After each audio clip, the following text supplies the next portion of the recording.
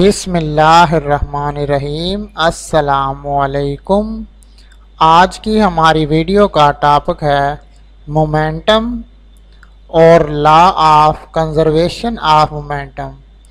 इन दोनों टॉपिक से मुतल्लिक़ तमाम तर डिटेल इस वीडियो में बताई जाएगी। तो बढ़ते हैं वीडियो की जानब। तो सबसे पहले हमारे पास है मोमेंटम। इसकी मैं डेफिनेशन बताता हूँ आपको। मोमेंटम हमारे पास मास और वेलोसिटी की प्रोडक्ट है। इसको हम P के साथ ज़ाहिर करते हैं। इसकी इक्वेशन होती है P = mv। और इसके अलावा इसकी सेकंड डेफिनेशन है कि हमारे पास कोई बॉडी मूव कर रही हो तो उसमें जो मोशन की क्वांटिटी होती है उसको हम लीनियर मोमेंटम कहते हैं। अब आगे इम्पोर्टेंट नोट है हमारे पास कि लीनियर मोमेंटम एक वेक्टर क्वांटिटी है और इसकी डायरेक्शन ऑफ वेलोसिटी में होती है। आगे इसके फैक्टर्स हैं। इसके दो फैक्टर होते हैं, पहला है मास और दूसरा है वेलोसिटी।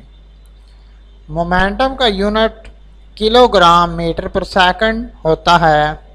इसको न्यूटन सेकंड भी कहते हैं। अब आगे है डायमेंशंस।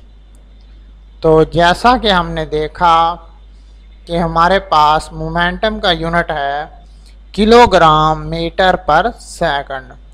अब किलोग्राम हमारे पास मास है तो इसका m आ जाएगा डायमेंशंस लिखते हुए। मीटर जो है ये लेंथ का यूनिट है तो L आ जाएगा। और सेकंड जो है ये टाइम का यूनिट है तो T आ जाएगा। तो mL/T आएगा। फिर T को बटे से ऊपर ले जाएंगे तो T की पावर -1 सब मिला के बनेगा mLT -1। तो ये हमारे पास मोमेंटम की डायमेंशन है। अब आगे हमारे पास law of conservation of momentum है। सबसे पहले मैं आपको आइसोलेटेड सिस्टम के बारे में बताता हूँ। आइसोलेटेड सिस्टम एक ऐसा सिस्टम होता है जिस पर कोई भी एक्सटर्नल एजेंसी फोर्स अमल नहीं करवाती, यानी कि किसी भी बैरूनी तरफ से कोई फोर्स अमल नहीं करती।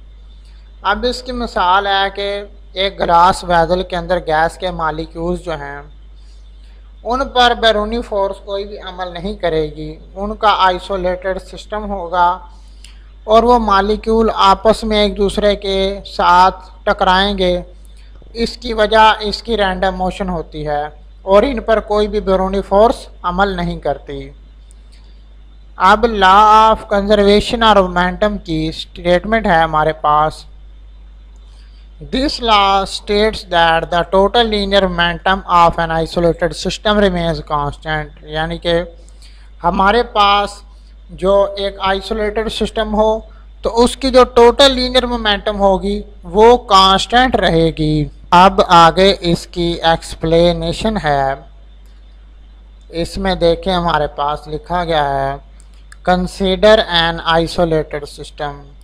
फ़र्ज़ करें हमारे पास एक आइसोलेटेड सिस्टम है ऑफ दो smooth hard interacting balls of masses m1 and m2। दो बॉल्स हैं, एक का मास है m1 और दूसरी का मास है m2। Moving along the same straight line, एक सेम स्ट्रेट लाइन के अंदर मूव कर रहे हैं। इन द सेम डायरेक्शन, इनकी डायरेक्शन भी सेम है। With velocities v1 and v2 respectively. जो मास m1 है इसकी वेलोसिटी है v1 और जो मास m2 है इसकी वेलोसिटी है v2।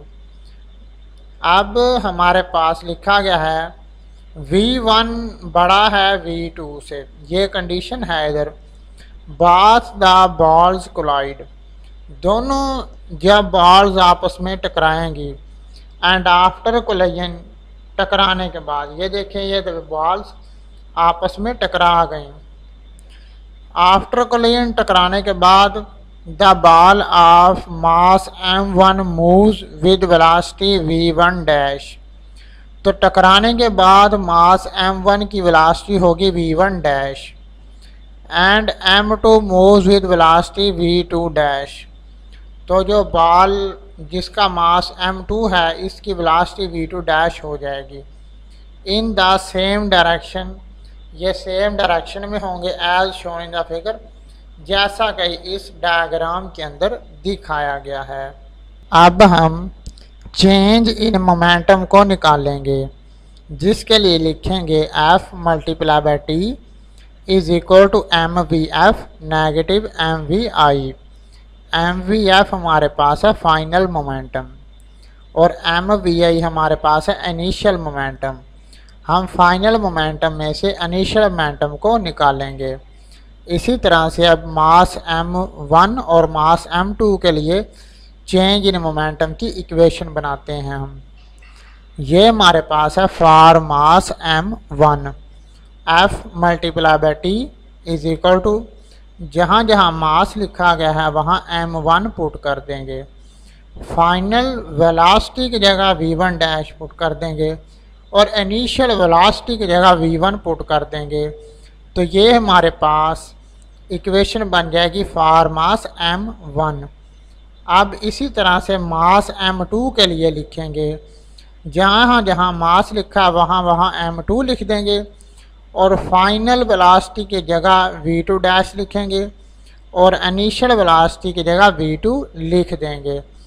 अब इनकी फोर्सेस के दरमियान डिफरेंस बनाने के लिए हम क्या करेंगे, पहली फोर्स को F के साथ ज़ाहिर करेंगे और जो m2 की फोर्स है इसको हम F डैश के साथ ज़ाहिर करेंगे, इन दोनों को डिफरेंशिएट करने के लिए। अब ये हमारे पास है इक्वेशन नंबर 1 और ये है इक्वेशन नंबर 2। अब हम इन दोनों इक्वेशनों को ऐड कर देंगे। ऐड करेंगे F multiply by T plus F dash multiply by T. तो ये जो हमारे पास लेफ़्ट साइड पे इक्वेशंस हैं इनको हमने ऐड कर लिया लेफ़्ट साइड पे। अब ये जो राइट साइड पे दोनों इक्वेशनें हैं इनको राइट साइड पे जमा करेंगे। m1 v1 dash negative m1 v1 ये हमने इधर लिख दिया, आगे plus m2 v2 dash negative m2 v2 इसको लिख देंगे। अब देखें लेफ़्ट हैंड साइड पे हमारे पास t जो है दोनों तरफ कामन है, तो t को कामन ले लेंगे, f प्लस f डैश आ जाएगा। अब ये जो ऊपर वाली जो इक्वेशन है उसी को इसी तरह से लिख देंगे, इसमें अब चेंज नहीं करेंगे। अब आगे चलते हैं। हमारे पास since the action F is equal and opposite to the reaction force F dash. ये जो F है ये एक्शन की फोर्स है और जो F डैश है ये रिएक्शन की फोर्स है। ये इक्वल हैं लेकिन इनकी डायरेक्शन ऑपोजिट है, तो F डैश जो है ये नेगेटिव F के बराबर होगा। तो हम उस इक्वेशन में F डैश की जगह नेगेटिव F पुट कर देंगे, तो TF नेगेटिव F जो हमारे पास लेफ़्ट साइड है यहाँ पर 0 आ जाएगा और बाकी ये जो राइट हैंड साइड पे इक्वेशन है ये वाली और ये इसको इसी तरह से ले आएंगे। अब यहाँ पे हमारे पास 0 आ चुका है। अब देखें हमारे पास जिनके साथ ये देखें नेगेटिव साइन है, इनको जब हम लेफ़्ट साइड पे ले आएंगे m1 v1 को और m2 v2 को, तो इनकी साइंस पॉजिटिव हो जाएंगी और m1 v1 डैश और m2 v2 dash right hand side पे ही रहेंगी। अब ये हमारे पास जो इनिशियल मोमेंटम बन गई दोनों बॉल्स की और ये हमारे पास है final momentum of the two balls. अब आगे है जिसका मतलब ये है कि total initial momentum of the system before collision is equal to the final momentum of the system after collision. जो कोलिजन से पहले मोमेंटम थी वो थी इनिशियल मोमेंटम और जो कोलिजन के बाद मोमेंटम थी वो थी final momentum.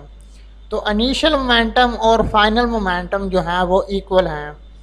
Consequently the total change in momentum in of the isolated two ball system is zero.